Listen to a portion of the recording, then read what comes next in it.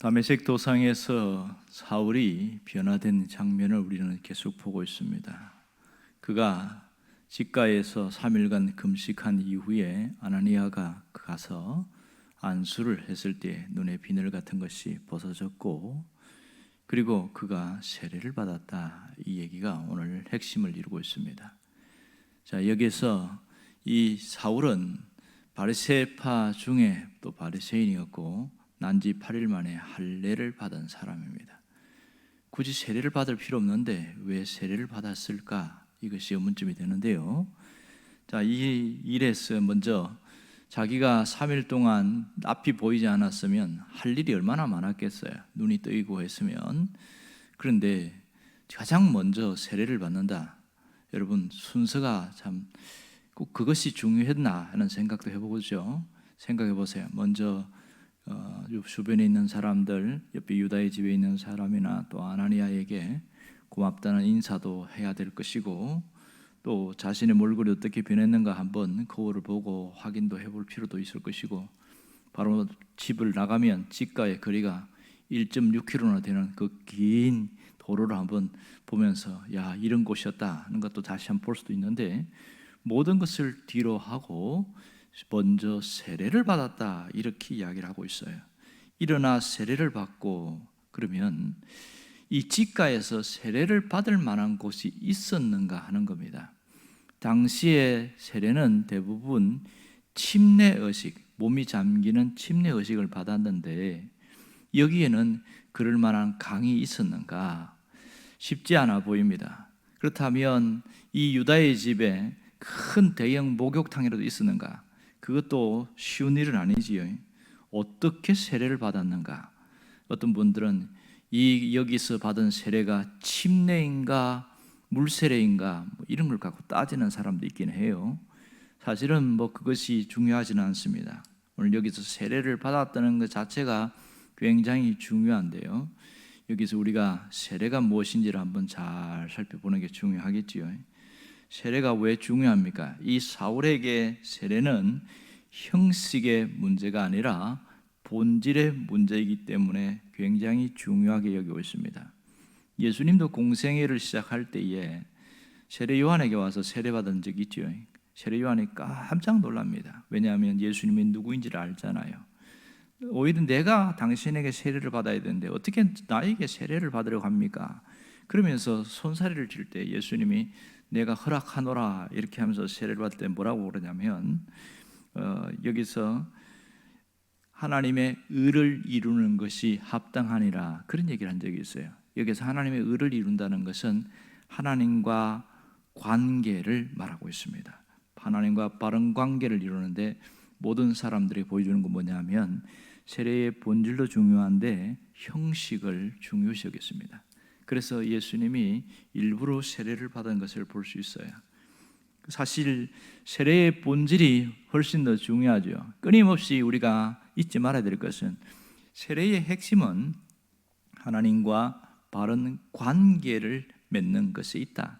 이것이 먼저 전제가 되어야 됩니다.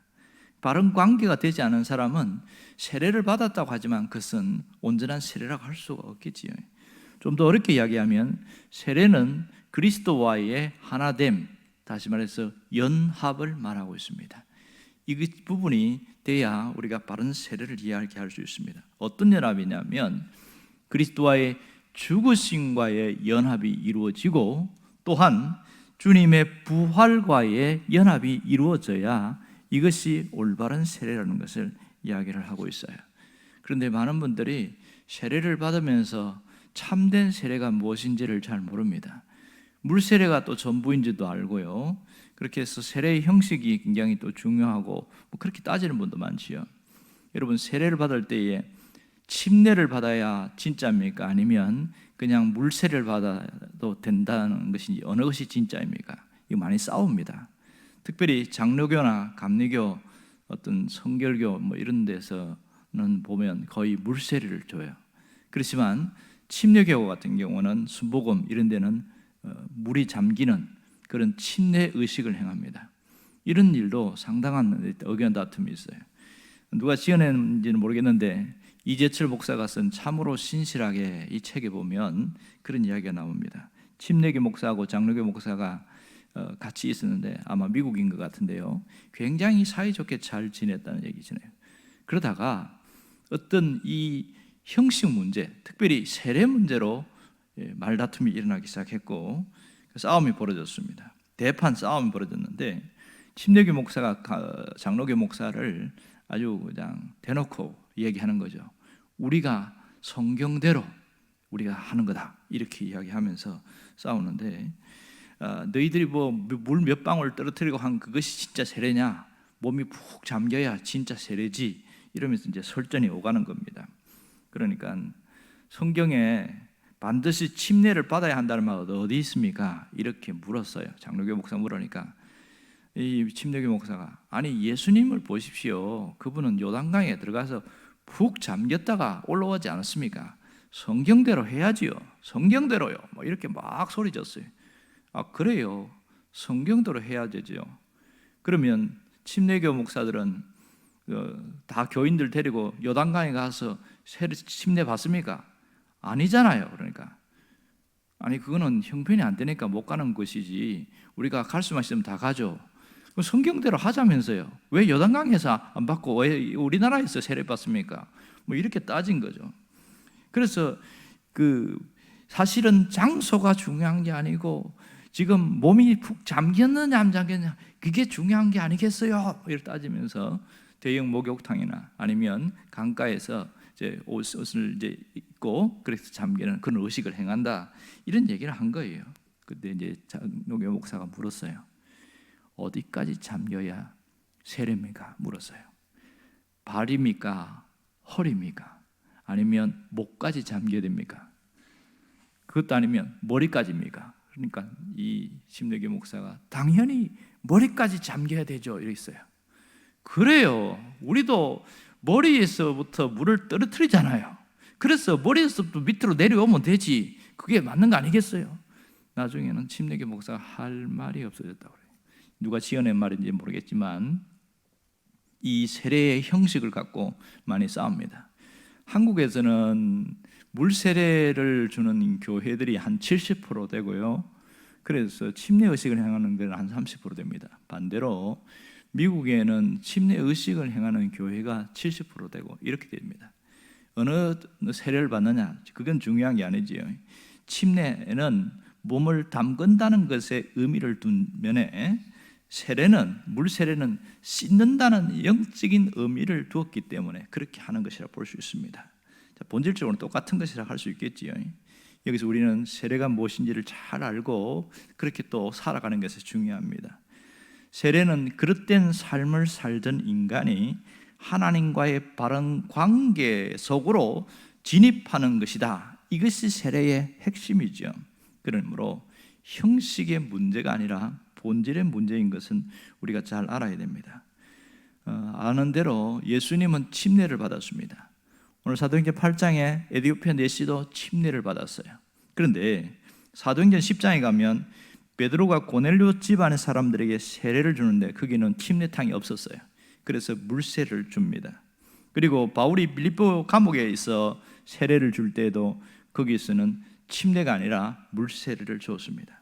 결국 보면 성경 안에서도 물세례 의식을 행하는 곳이 여러 곳에 나와요.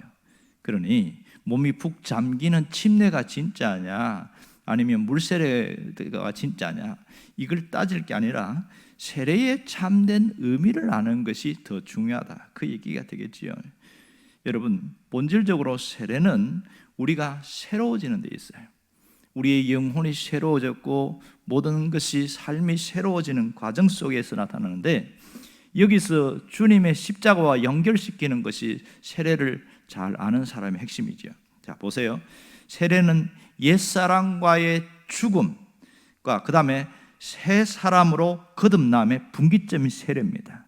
그러므로 하나님과의 바른 관계가 연결되는데 이 사도 바울은 이 부분에서 정확하게 정리를 해놨어요.